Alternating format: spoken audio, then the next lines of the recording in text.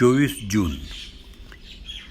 श्रीराम जय राम जय जय राम, श्रीराम जय राम जय जय राम, श्रीराम जय राम जय जय राम, श्रीराम जय राम जय जय राम.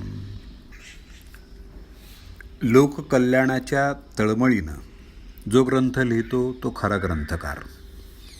वाचनात आलेलं आचरणात आणून जो लोकांना सांगतो तो खरा वक्ता, आणि सांगितलेलं जो आचरणात आणतो तोच खरा श्रोता आणि साधक. अलीकडं ज्ञानप्रसाराची अनेक साधनं उपलब्ध झाली आहेत. त्यामुळं नको त्या ज्ञानाचाही विस्तार झपाट्यानं होतो आहे. ज्ञान हे एक प्रकारचं दुहेरी शस्त्र आहे. कोणत्याही ज्ञानाचा बरा वाईट उपयोग तो करणाऱ्यावर अवलंबून असतो. मुळात ज्ञान हे पवित्र आहे. जे ज्ञान नीती आणि धर्म यांच्या पायावर उभं असतं ते जास्त प्रभावी ठरतं.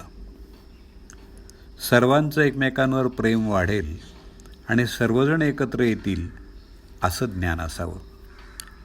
श्रीमंत गरीब, विद्वान अशिक्षित, लहान थोर, स्त्री पुरुष या सर्वांना एकमेकांबद्दल प्रेम, आदर आणि आपुलकी वाढेल असं ज्ञान व्यक्त झालं पाहिजे. द्वेष मत्सर वाढवेल, नीतिधर्माला फाटा देईल असं ज्ञान पुस्तकात नसावं.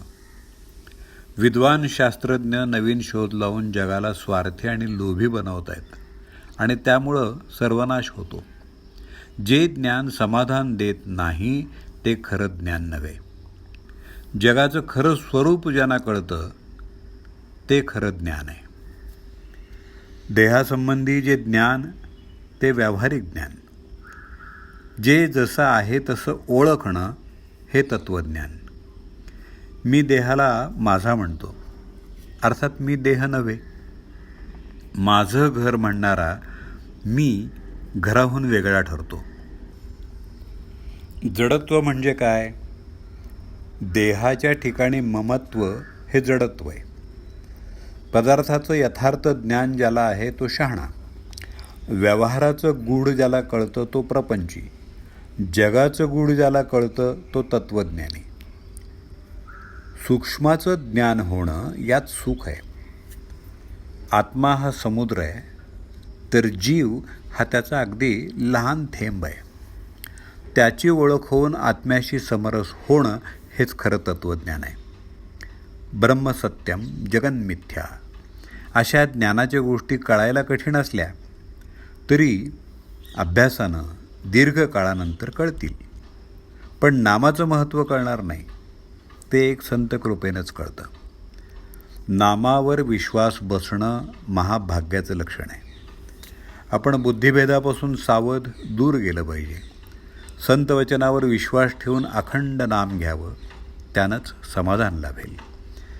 ज्या ग्रंथाच्या श्रवणानं भगवंताविषयी प्रेम उत्पन्न होतं, ज्याच्या योगानं विरक्ती उत्पन्न होते, अनितीचं वर्तन टाकून नीतिमार्ग धर्ममार्ग यांचा अवलंब करावासा वाटतो, ते सद्ग्रंथ, उदाहरणार्थ ज्ञानेश्वरी, दासबोध, नाथ भागवत हे ग्रंथ सदोदित वाचून त्यांचं मनन करणं हेच फार गरजेचं आहे.